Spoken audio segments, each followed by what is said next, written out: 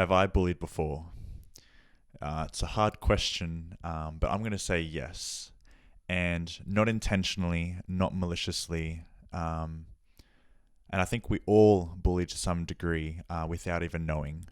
So, of course, when I saw friends or anyone at school being bullied, I was always the one that would try to stop the fights or stop the bullying and stand up for the smaller guy.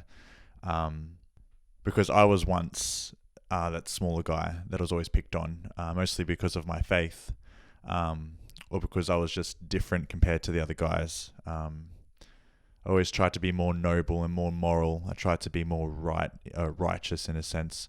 I didn't like people being cruel to someone because they were different. So for me to think that I could do that, I would say no, definitely not. I definitely don't go out of my way to make someone's life hell in the workplace or at school or anything like that. But one way that we do bully, not knowing, not realizing, is when we share memes around and it's disrespecting or it's making fun of a celebrity or it's making fun of a politician, or even if we send private messages about someone we know to a friend, that's also a form of bullying because we're shaming them, we are defaming them in a sense, we're slandering their name behind their backs, and that's gossip. And that's a form of bullying when you're gossiping about someone behind their back continuously because they're different or because they did something wrong in your eyes or they've hurt you. That's a form of bullying, a form of disrespect. And I remember during the pandemic when it first starting out, and when Dr. Kerry Chan actually was on TV and her glasses broke, and it was quite humorous, quite funny to watch, especially someone that's higher up, and then all of a sudden she's trying to bring across an important message, and her glasses break when she's trying to read her notes, and it is quite silly to look at, or funny to look at, or humorous, whatever you want to say. But when people started sharing it around, and I was one of them, I was one of the ones that shared it around, and I put it on my story through my Xander King page, and this was a mistake on my behalf that I didn't pick up on it straight away. And the little slider things that you can have, with smiley faces or whatever, or laughing, and people can slide off how intense it is or whatever, or how funny it is. And I put the laughing face with the tears, and a few people did swipe all the way. But what really got me is when a Christian friend from a Canberra church, he didn't slide it at all. Like he touched it, but didn't actually slide all the way. And I'm there going, straight away conviction. And I say this is from God because it was a deep conviction, a prick to my heart. And him saying like, this isn't funny. You're bullying someone. You're shaming someone.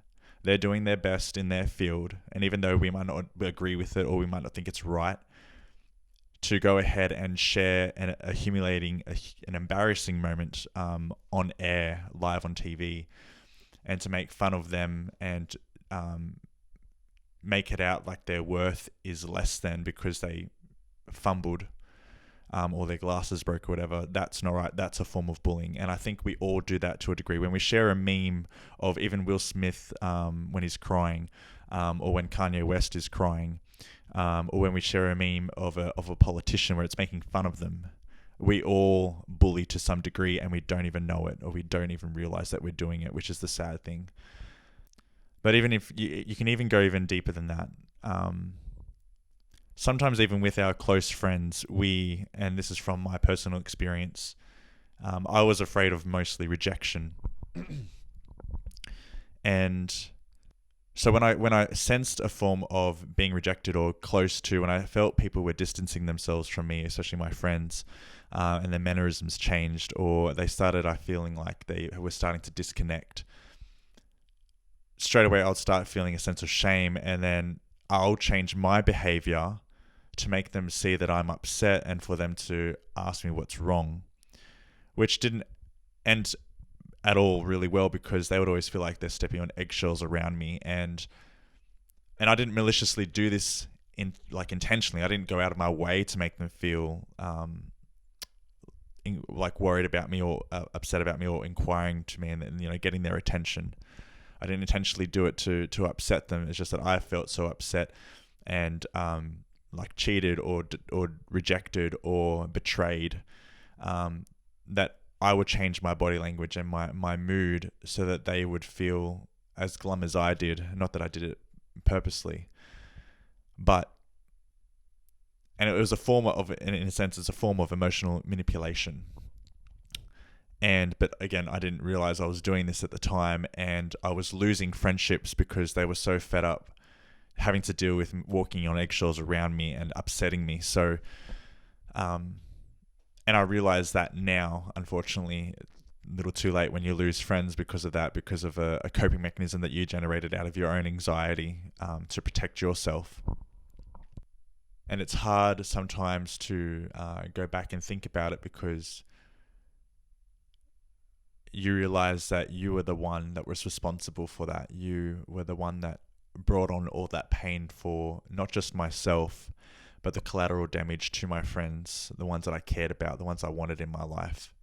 And unknowingly, unintentionally bullying them with my emotional manipulation.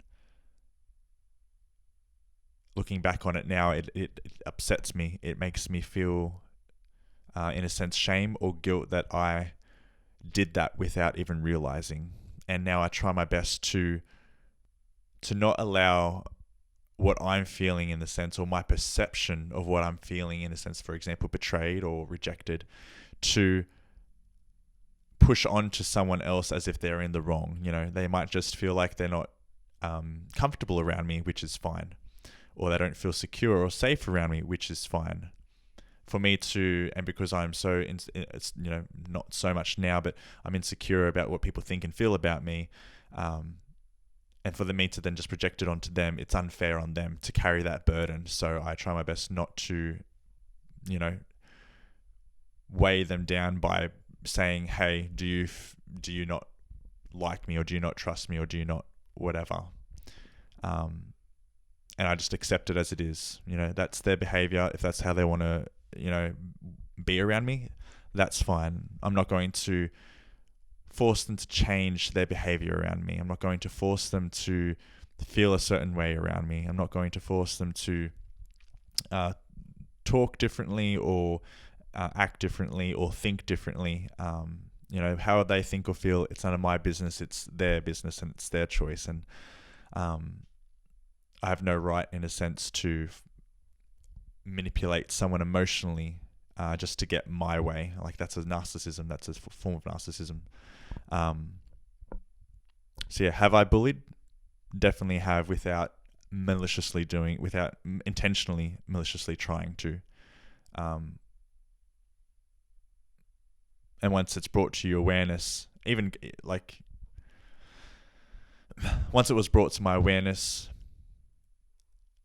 I realized that I needed to change and I needed to fix up my attitude, my mentality and my mindset, and really work on myself, because obviously we only act and we only bully and we only behave and we only start criticizing or ridiculing someone or belittling them when we feel belittled ourselves and we're trying to make ourselves feel better.